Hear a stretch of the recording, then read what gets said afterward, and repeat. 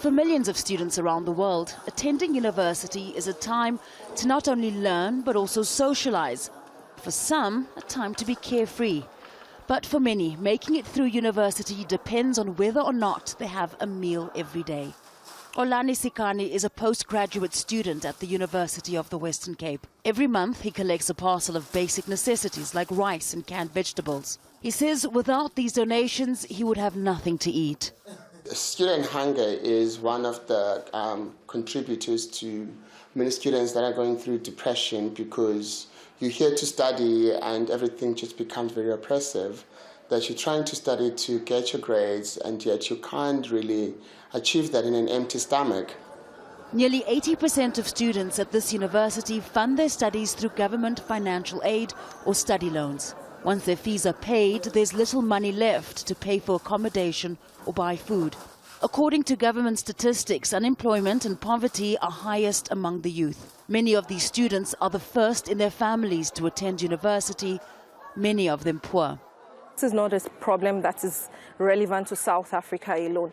All over the world, it is what is aptly described as the skeleton in university's cupboard, because you find that students all over the world, also in developed countries, are facing hunger levels of up to 58% of the population in some countries as the US. ADENIYI says some students are forced to trade sex for food or work long hours at low-paying jobs to feed themselves.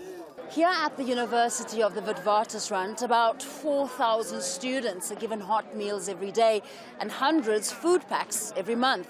But according to research, almost a third of South African students don't have enough food. Organizers of the scheme to feed students at this campus say they want to provide food for students in a way that doesn't stigmatize them. The food program at the Johannesburg University began 6 years ago, distributing food to about 50 students.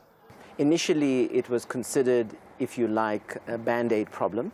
Bringing donations, give handouts to students, and that will solve the problem.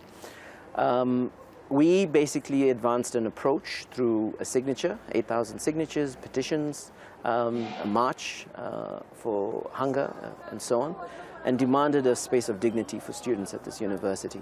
While greater access to education is meant to alleviate poverty and create jobs, there are concerns that hundreds of students could drop out of university every year simply because they're too hungry to study.